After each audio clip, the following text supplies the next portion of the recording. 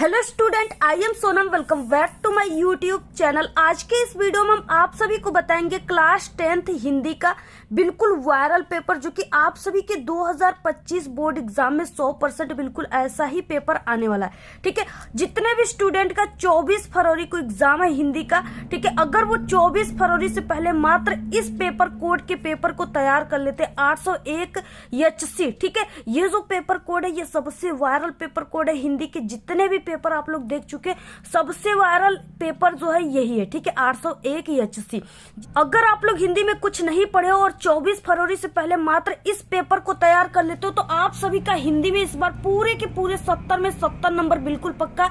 आप लोग पूरे के पूरे 70 में 70 नंबर बिल्कुल छाप करके आओगे। ठीक है, सिर्फ आप लोग इस पेपर को तैयार कर लो, आप लोग हिंदी में बिल्कुल टॉप कर जाओगे, ये मेरी गारंटी। क्योंकि ये जो पेपर है इसमें जितने भी क्वेश्चन है very very most important question है। ठीक है, और यहाँ पे हम आप सभी को पूरे के पूरे लिखित उत्तर के साथ बताएंगे कि किस तरीके से आप सभी को हिंदी के पेपर में कैसे आप सभी को लिखना है, जिससे कि आप सभी को पूरे के पूरे नंबर मिले, आपका आधा नंबर भी न कटे। ठीक है, पूरे के पूरे लिखित उत्तर के साथ हम आप सभी को बताएंगे।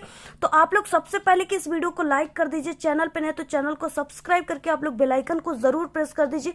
क्योंकि यूट्यूब पर आप सभी लोग हजारों हिंदी के पेपर देखे होंगे, ठीक है, लेकिन जो 100% रियल पेपर है, जो बिल्कुल बोर्ड की तरफ पेपर है, यही पेपर है। ठीक है, और यहाँ पे हम आप सभी को पूरे उत्तर के साथ बताएंगे और यूट्यूब पर आपको पूरे उत्तर के साथ कोई भी हिंदी के पेपर को नहीं बताएगा। ठीक है, यहाँ पे क्या है, सबसे पहले अनुक्रमांक लिखना है 10 अंकों का, और यहाँ पे आपको अपना नाम लिखना है।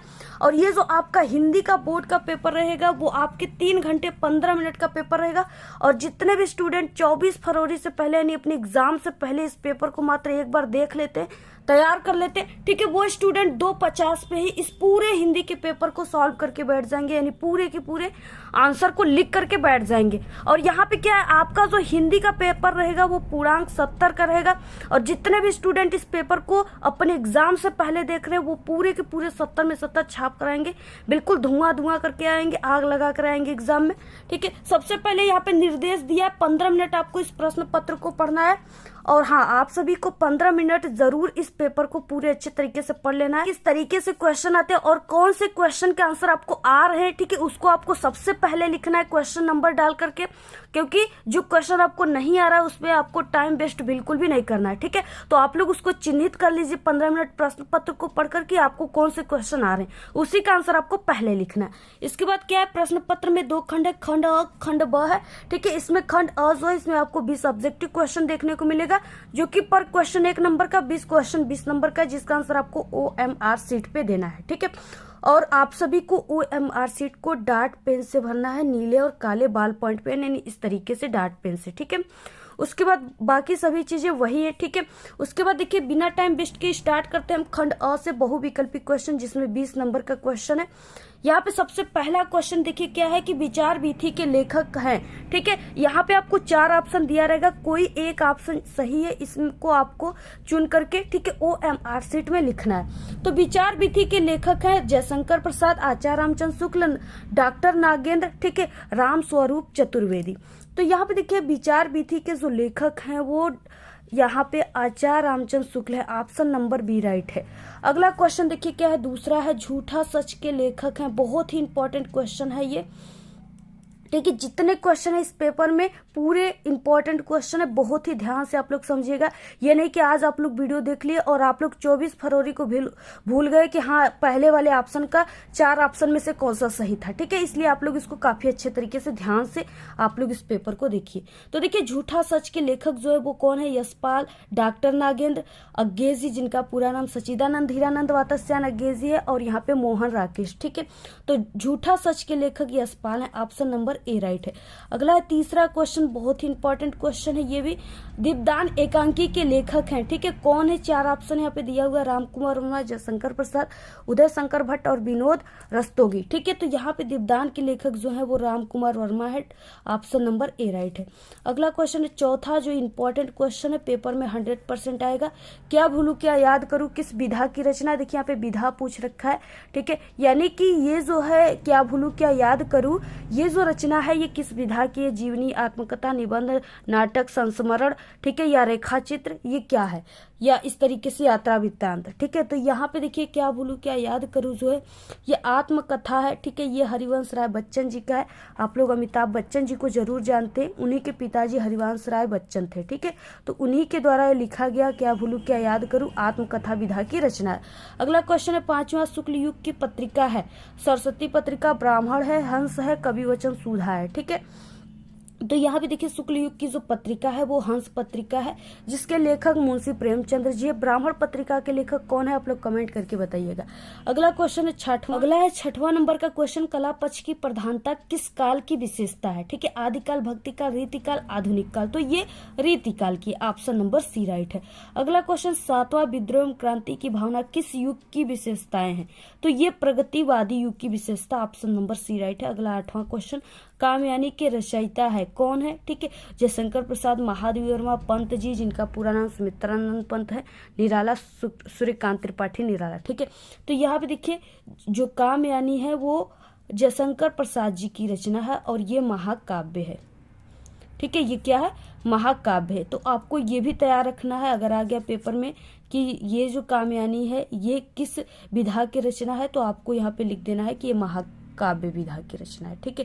तो इस तरीके से आप लोग तैयार कर लो। बाकी जयशंकर प्रसाद की जितने भी नाटक हैं, ठीक है, जितने भी रचनाएं हैं सभी को आपको तैयार करके जाना है, जैसे आंसू, झरना, लहर, तितली, ठीक है, और इसकी इरावती। इसके बाद नाटक में है चंद्रगुप्त, स्कंदगुप्त, राजश्री, इस तरीके से कई इनके नाटक वगैरह है, सबको आपको तैयार कर लेना है क्योंकि जयशंकर प्रसाद की जरूर रचनाएं आपकी एग्जाम में आते हैं। 9 नंबर का क्वेश्चन है धर्मवीर भारती की रचना है? आंगन के पार द्वार, सुनहरे शेवाल, बुनी हुई रस्सी, या कनुप्रिया, ठीक है। तो यहाँ पे Kanupriya, option number D right हो जाएगा। अगला क्वेश्चन है 10 नंबर का, सुमित्रा नंदन पंत की रचना है? युगांत, पथिक, यशोधरा, ठीक है, और साकेत। तो यहाँ पे देखिए सुमित्रा नंदन पंत की जो रचना है वो युगांत है, ऑप्शन नंबर यहाँ पे ए राइट हो जाएगा।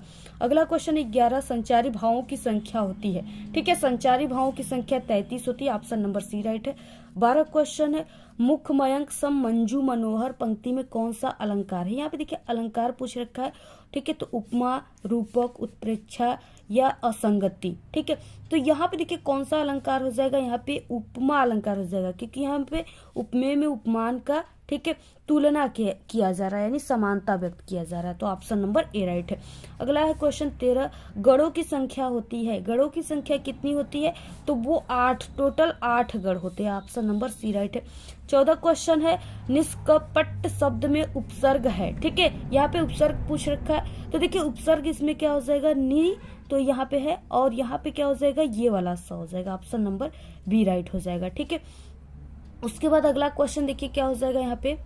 अगला क्वेश्चन नंबर हो जाएगा 15, तौ किस सर्वनाम का रूप है? ठीक है, तौ जो है वो किस सर्वनाम का रूप है? तो वो हो जाएगा युष्मद का है, ऑप्शन नंबर बी राइट हो जाएगा। अगला क्वेश्चन है 16, शताब्दी में समास। देखिए समास पूछ रखा है, और शताब्दी का मतलब 100 वर्षों का समूह। 100 क्या है? ये संख्यावाचक, इसमें संख्या का बोध हो रहा है। जहां पे भी संख्या का बोध होता है वो द्विगु समास होता है, ऑप्शन नंबर बी राइट है। अगला देखिए क्वेश्चन क्या हो जाएगा यहाँ पे 17 क्वेश्चन हो जाएगा। आकाश का पर्यायवाची शब्द है? आसमान, पावक, सरिता, अनल। ठीक है, तो आकाश का जो पर्यायवाची शब्द होता है वो आसमान होता है, अंबर होता है। ठीक है, तो ऑप्शन नंबर ए राइट हो जाएगा। 18 नंबर का क्वेश्चन क्या हो जाएगा? भविष्यवाणी है कि आज वर्षा होगी, रचना की दृष्टि से वाक्य का भेद क्या हो जाएगा? ठीक है, तो वाक्य का भेद ये हो जाएगा कि ये मिश्र वाक्य है, यानी ये मिश्रित वाक्य है। ठीक है, ऑप्शन नंबर डी राइट।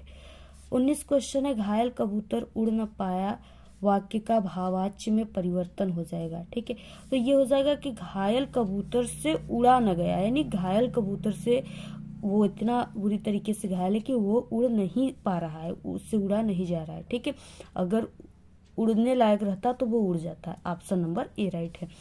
अगला क्वेश्चन है देखिए 20, काला घोड़ा तेज भागता है, रेखांकित पद का परिचय है। तो यहाँ पे हो जाएगा यानी काला घोड़ा, यानी काला है घोड़ा, यानी ये क्या है? विश्लेषण है, और गुणवाचक है, पुल्लिंग है, घोड़ा है तो पुल्लिंग हो जाएगा, एक वचन एक ही घोड़ा है, ठीक है, और घोड़ा विशेष से हो जाएगा। ऑप्शन नंबर ए राइट हो जाएगा। 20 ऑब्जेक्टिव क्वेश्चन, ठीक है, पूरा का पूरा आप लोग सही करके आना। और इसके बाद यहाँ से क्वेश्चन आता है, खंड ब स्टार्ट होता है वर्णनात्मक प्रश्न से, ठीक है, और ये जो वर्णनात्मक प्रश्न पूरे रहेंगे ये टोटल 50 नंबर के आप सभी के पेपर में आएंगे। यहाँ पे इस तरीके से 50 नंबर का टोटल आएगा, ठीक है। तो यहाँ पे देखिए क्या हो जाएगा, खंड ब वर्णनात्मक प्रश्न में 21 नंबर का क्वेश्चन है। निम्नलिखित गद्यांशों में से किसी एक गद्यांश पे आधारित दिए गए प्रश्नों के उत्तर आप सभी को लिखना है, ठीक है, देना है। तो यहाँ पे देखिए ये जो गद्यांश है ना, ये बहुत ही इंपॉर्टेंट गद्यांश है, इस बार पेपर में पक्का आने वाला है। यहाँ पे क्या हो जाएगा, ईर्ष्या का यही अनोखा वरदान है, जिस मनुष्य के हृदय में ईर्ष्या घर बना लेती है वो उन चीजों से आनंद नहीं उठाता, ठीक है, आनंद नहीं उठाता जो उसके पास मौजूद है, बल्कि उन वस्तुओं से दुखद उठाता है जो दूसरों के पास है। वो अपनी तुलना दूसरों के साथ करता है और इस तुलना में अपने पक्ष के सभी अभाव उसके हृदय पर दंश मारते रहते हैं। दंश के इस दाह को भोगना कोई अच्छी बात नहीं है, मगर स्त्रियालु मनुष्य करे भी तो क्या करे, आदत से लाचार होकर उसे यह वेदना भोगनी पड़ती है, ठीक है। इस तरीके से यहाँ पे दिया हुआ है, बहुत ही इंपॉर्टेंट है।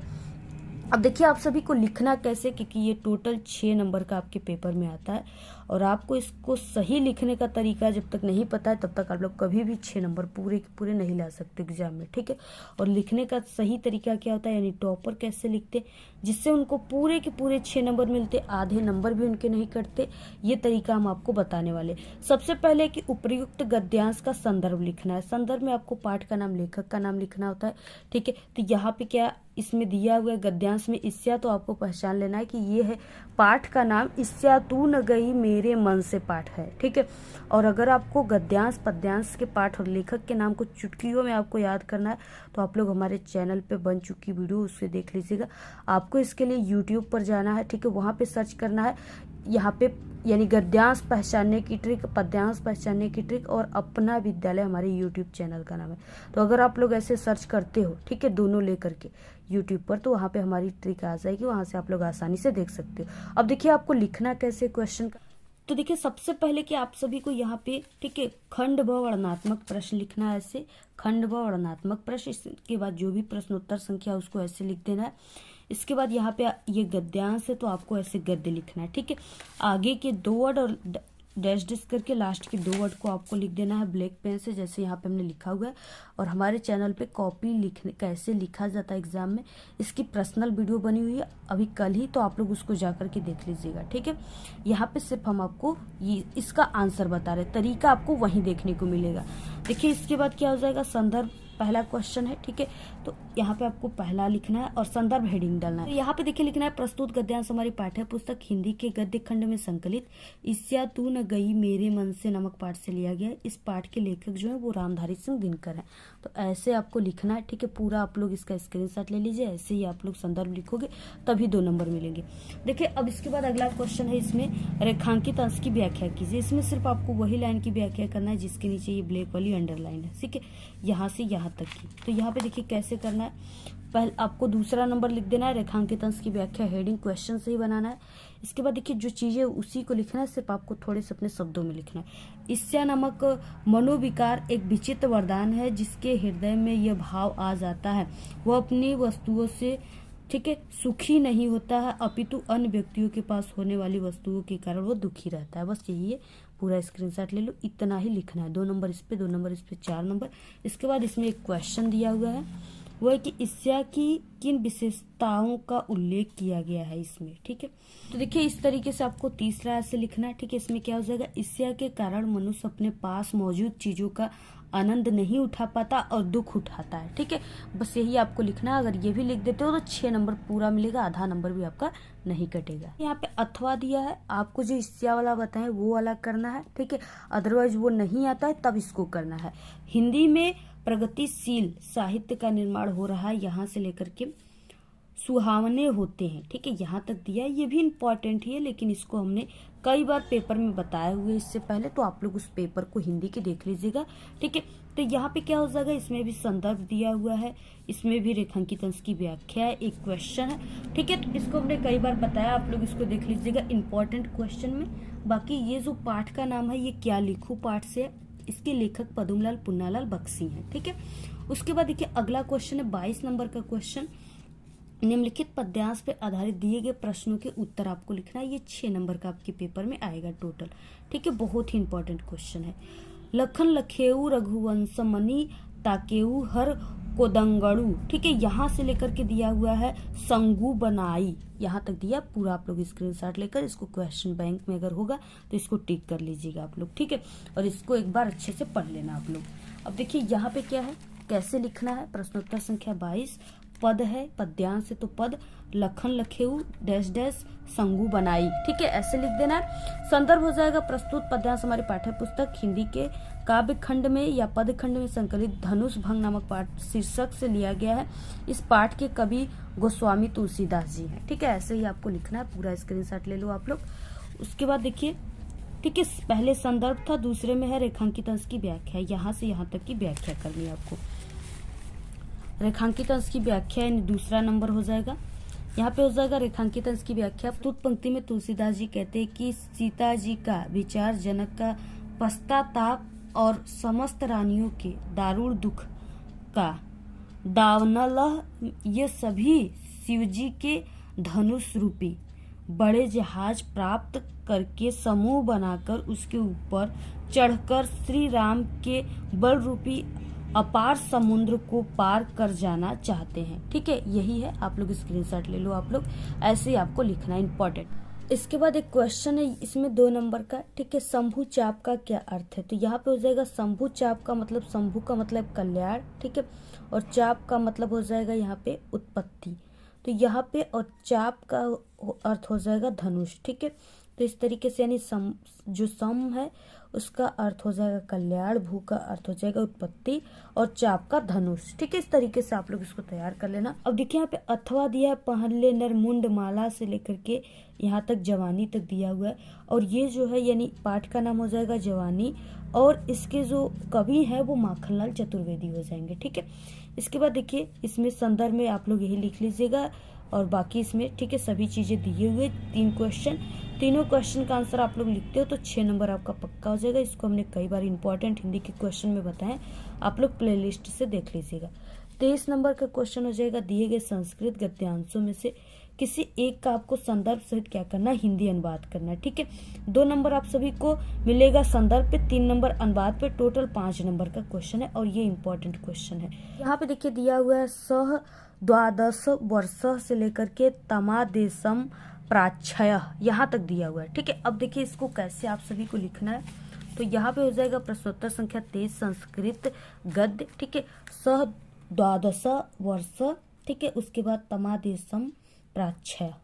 संदर्भ हो जाएगा प्रस्तुत संस्कृत गद्यावरण हमारी पाठ्य पुस्तक हिंदी संस्कृत खंड में संकलित आरूढ़ी श्वेत केतु संवाद नामक पाठ से लिया गया है। ठीक है, हिंदी में अनुवाद हो जाएगा, वो श्वेत केतु यानी 12 वर्ष की अवस्था में उपनयन कराकर 24 वर्ष होने पर संपूर्ण वेदों का अध्ययन कर अपने को बड़ा बुद्धिमान और व्याख्या करने वाले मानते हुए उदय दंड भाव से घर लौटा। उसके पिता ने कहा कि हे साम्य, तू जो ऐसा महामना पंडितमन्य और अभिनीत है, सो क्या तूने वो आदेश पूछा। इस तरीके से आप सभी को लिखना है। ठीक है, पूरा आप लोग स्क्रीनशॉट ले लो इसको, ये आपके पेपर में आएगा इस बार। और ये जो अथवा वाला पाठ है ये प्रबुद्धो ग्रामीण नामक पाठ से लिया गया। ठीक है, और इसको हमने कई बार बताया, आप लोग इसको देख लीजिएगा। अगला क्वेश्चन 24, दिए गए संस्कृत पद्यांशों में से किसी एक का आपको संदर्भ सहित हिंदी अनुवाद करना है। ठीक है, 2 नंबर संदर्भ पे, 3 नंबर अनुवाद पे, टोटल 5 नंबर का है। ये इंपॉर्टेंट है, आप लोग इसको देख लो। ठीक है, मानम हित्वा प्रियो भवति, क्रोधम हित्वा न सोचति, कामम हित्वार्थवान भवति, लोभम हित्वा सुखी भवेत्। इस तरीके से दिया है, ये काफी इंपॉर्टेंट है। देखिए इसका आंसर आपको कैसे लिखना है, तो यहाँ पे हो जाएगा प्रश्नोत्तर संख्या 24 संस्कृत पद मानम हित्वा, ठीक है, सुखी भवेत्, यानी आगे के 2 वर्ड डैश डैश लास्ट के 2 वर्ड। संस्कृत यहाँ पे हो जाएगा संदर्भ प्रस्तुत श्लोक, या आप लोग यहाँ पे पद लिख सकते हो। हमारी पाठ्य पुस्तक हिंदी के संस्कृत पदखंड में संकलित जीवन सूत्राणी नामक पाठ से लिया गया है। ठीक है, इसके बाद हिंदी अनुवाद हो जाएगा, यानी मनुष्य अभिमान को छोड़कर के प्रिय हो जाता है और क्रोध को छोड़कर के शोक नहीं करता, कामना को छोड़कर के धनवान होता है और लोभ को छोड़कर के सुखी होता है। यही है पूरा, आप लोग स्क्रीनशॉट ले लो। ऐसे ही आप सभी को लिखना है, ये इंपॉर्टेंट है, पेपर में आएगा, आप लोग इसको तैयार कर लीजिए। उसके बाद यहाँ पे देखिए अथवा दिया हुआ है, उत्तरम से लेकर के संतंति तक दिया हुआ है। ये जो है ये वीर विरेड़ पूज्यते पाठ से लिया गया। ठीक है, वीर विरेड़ पूज्यते, तो आप लोग इसको तैयार कर लीजिएगा, इंपॉर्टेंट है। 25 नंबर का क्वेश्चन, अपने पठित खंड काव्य में के आधार पर निम्नलिखित प्रश्नों में से किसी एक का उत्तर देना है। ठीक है, 3 नंबर का ये चीजें आपकी जिला वाइज होता है, यानी आपको इसको जिले के हिसाब से ही किसी एक को याद करके जाना है।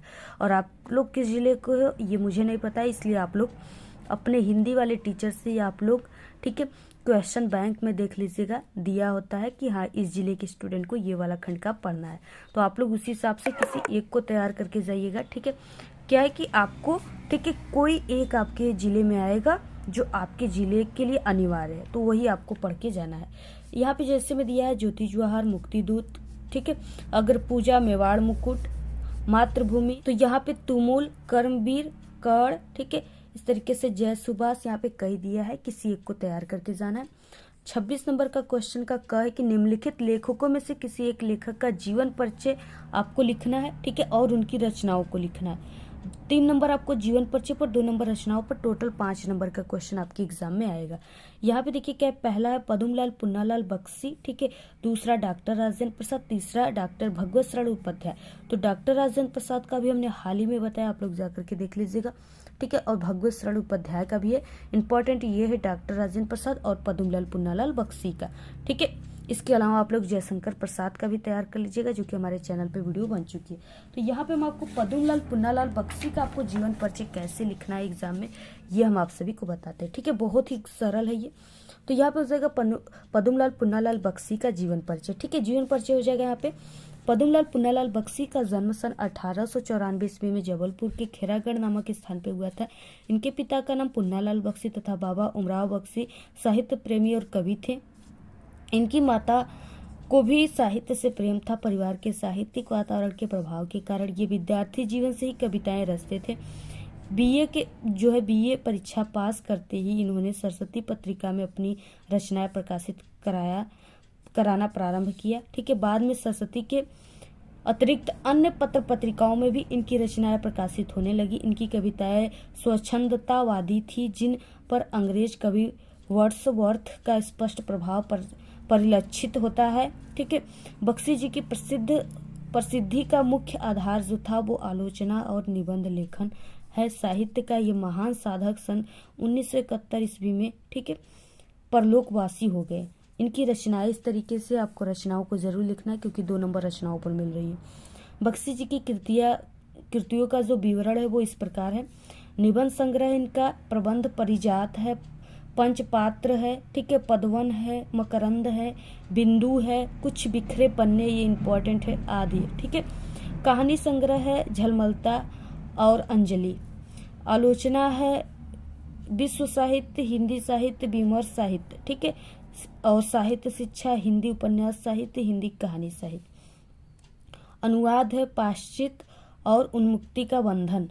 काव्य संग्रह है शतदल और अश्रुदल। ठीक है, इस तरीके से आप लोग पूरा इसका स्क्रीनशॉट ले लीजिए और ऐसे ही आपको जीवन परिचय लिखना है एग्जाम में, तभी आपको पूरे के पूरे 5 नंबर आप सभी को मिल पाएंगे। ठीक है, ऐसे ही लिखेंगे, इतना ही लिखेंगे तभी आपको पूरे के पूरे 5 नंबर मिलेंगे। तो आप लोग पूरा स्क्रीनशॉट ले लीजिए और आप सभी को ऐसे ही लिखना है एग्जाम में। अगला देखिए यहाँ पे 26 का ख हो जाएगा, निम्नलिखित कवियों में से किसी एक कवि का जीवन परिचय लिखना है और उनकी किसी एक रचना का नाम लिखना है। ठीक है, 3 नंबर जीवन परिचय पर, 2 नंबर रचना पर, टोटल 5 नंबर का है। राम नरेश त्रिपाठी, बिहारी, महादेवी वर्मा। तो ये महादेवी वर्मा, बिहारी पहले से हमारे चैनल पे अपलोड है, आप लोग जीवन परिचय के प्लेलिस्ट में देख लीजिएगा या यूट्यूब पर आप लोग जैसे हमने बताया वैसे सर्च करके। यहाँ पे हम आपको राम नरेश त्रिपाठी के जीवन परिचय को आपको कैसे लिखना है ये बताएंगे और ये बहुत ही इंपॉर्टेंट है। ठीक है, पक्का पेपर में आने वाला है। तो देखिए आप सभी को सबसे पहले कि राम नरेश त्रिपाठी का जीवन परिचय हो जाएगा, यहाँ पे लिखना है ऐसे। उसके बाद रामनरेश त्रिपाठी का जन्म 1889 ईस्वी में जिला जौनपुर उत्तर प्रदेश के अंतर्गत कोयरीपुर गांव में हुआ था। एक साधारण कृषक परिवार में हुआ था। घर के जो है धार्मिक वातावरण तथा पिता की परमेश्वर भक्ति का पूरा प्रभाव बालक रामनरेश पर प्रारंभ से ही पड़ा है।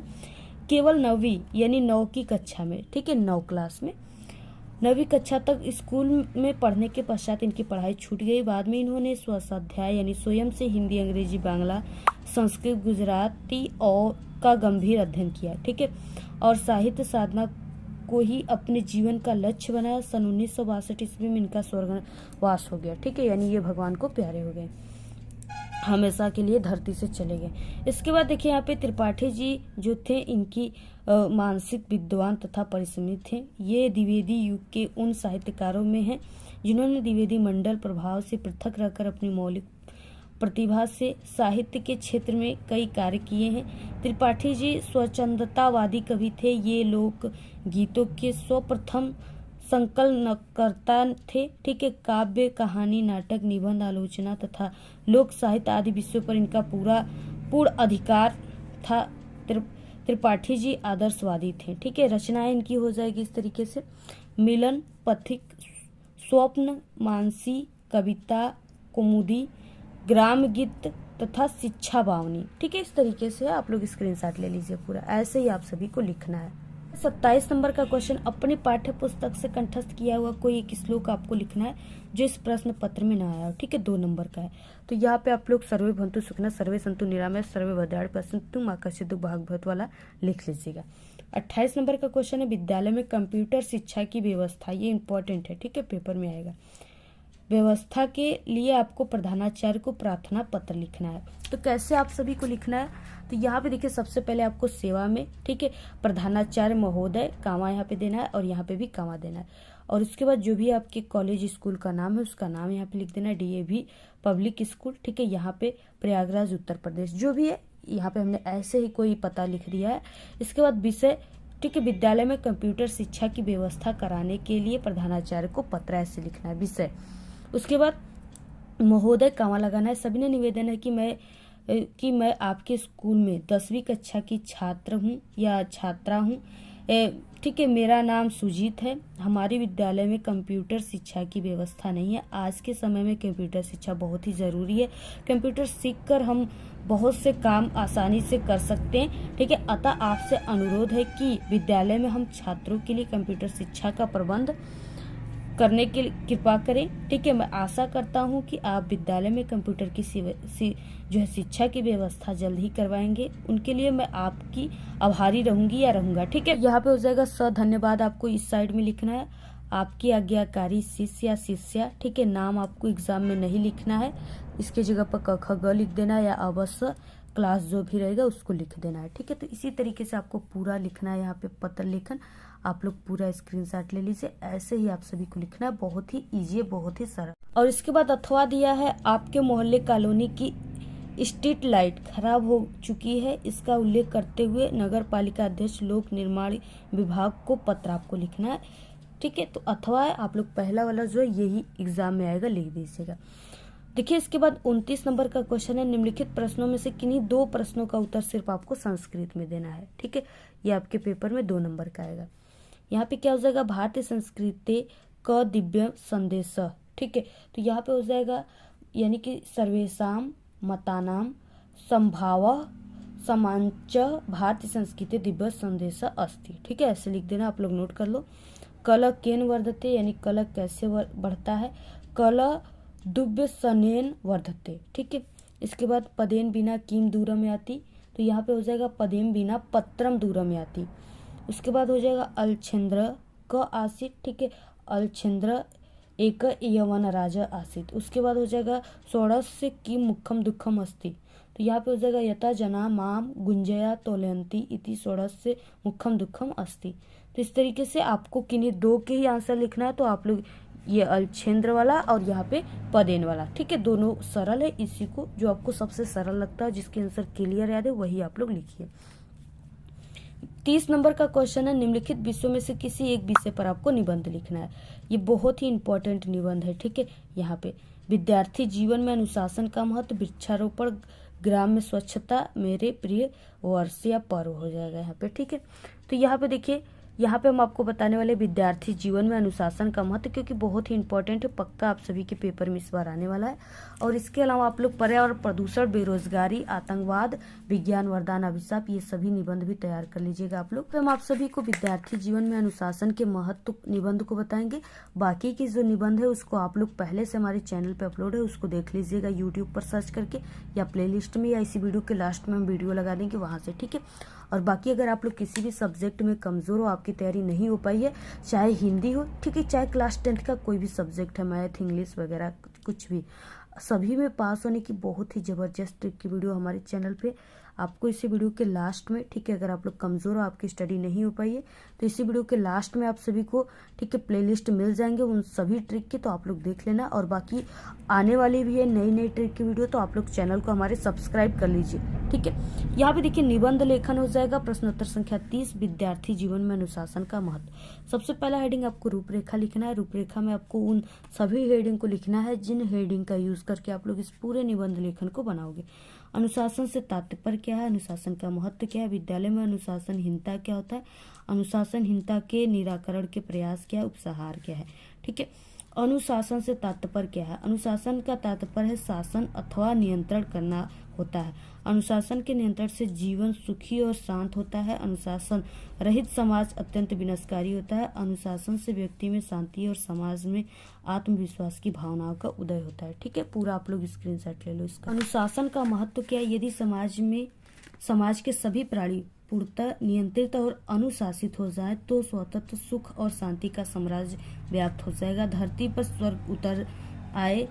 ठीक है, अनुशासन सभी सुखों का जड़ है। अनुशासन कठोरता का एक ऐसा जो है पसाड़ है, खंड है, जिससे के नीचे आनंद का मधुर जल स्रोत छिपा हुआ है।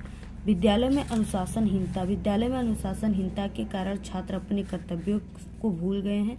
ठीक है, जिससे अनेक विवाद होते रहते हैं। विद्यालय में हमारे विश्व निर्माता छात्रों में अत्यंत अभाव फैला है, जिससे कि शिक्षा व्यवस्था बहुत अधिक प्रभावित हुई है। अनुशासनहीनता के निराकरण के उपाय, छात्रों में व्याप्त अनुशासनहीनता को दूर करने के लिए अध्यापकों और छात्रों के सभी अभाव को दूर करना होगा। छात्र संघों के वास्तविक उद्देश्यों को समझना होगा।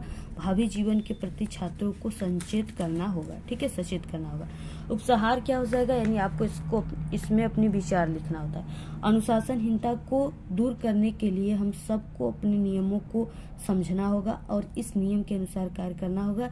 छोटी छोटी बातों को सहन करके समाज में अनुशासनहीनता को दूर करना होगा, जिससे कि हमारा समाज सुसंगठित हो सके। ठीक है, इस तरीके से आपको लिखना, पूरा आप लोग स्क्रीनशॉट ले लीजिए। तो इस तरीके से आपको हिंदी के इस पूरे पेपर को तैयार कर लेना है। अगर आप लोग तैयार कर लेते हो तो पूरे हिंदी में आपका 70 में 70 नंबर बिल्कुल पक्का है। ठीक है, अगर आप लोग हिंदी में सच में 70 में 70 लाना चाहते हो, टॉप करना चाहते हो इस बार, तो आपको हम टोटल हिंदी के 10 सेट पेपर बताएंगे। ठीक है, कितने सेट, 10 सेट पेपर हम आप सभी को बताएंगे। ठीक है, अगर आप लोग टोटल ये 10 सेट पेपर को तैयार कर लेते हो तो आप सभी लोग हिंदी में इस बार टॉपर बन जाओगे बिल्कुल। ठीक है, और ये नहीं कि आपको सिर्फ एक हिंदी के पेपर को आपको तैयार करना है। ठीक है, अगर एक हिंदी के पेपर को तैयार करते हो तो आपका कभी भी 70 में 70 नंबर नहीं आएगा। आपको हमारे 10 सेट पूरे पेपर को तैयार करना है, जो कि पहले से और कुछ पेपर बन चुके हैं और अभी तुरंत। ठीक है, और बाकी के पेपर बनने वाले हैं, तो आप लोग चैनल को सब्सक्राइब कर लीजिए। ठीक है, और पेपर को देखने के लिए, और जो पहले से बन चुके उस पेपर को भी चैनल पे हमारे विजिट करके हिंदी के सभी पेपर को तैयार कर लो, कि पूरे आप लोग हिंदी में टॉपर बन जाओगे, 70 में 70 नंबर लेकर के आओगे। तो आप लोग पूरे 10 सेट हिंदी के पेपर को जरूर तैयार कर लीजिए। और हमारे चैनल पे क्लास 10 के ऑल सब्जेक्ट की बहुत ही वायरल पेपर बताई जा रही है, तो आप लोग सभी सब्जेक्ट के पेपर को डेली देखो और तैयार करो। पूरे के पूरे आंसर के साथ बताए जा रहे हैं। और अगर आपको इस पूरे पेपर की PDF चाहिए तो आप लोग हमारे टेलीग्राम चैनल को ज्वाइन कर लीजिए। लिंक आपको इस वीडियो के डिस्क्रिप्शन बॉक्स में मिल जाएंगे। और आप लोग हमारे इंस्टाग्राम को भी फॉलो कर लीजिए, लिंक आपको इस वीडियो के डिस्क्रिप्शन बॉक्स में मिल जाएंगे। तो आज के इस वीडियो में सिर्फ इतना ही। आपको वीडियो कैसा लगा, अगर वीडियो पसंद आए तो एक बड़ा सा लाइक कर दे, चैनल पे नए तो सब्सक्राइब करके बेल आइकन को जरूर प्रेस कर दे।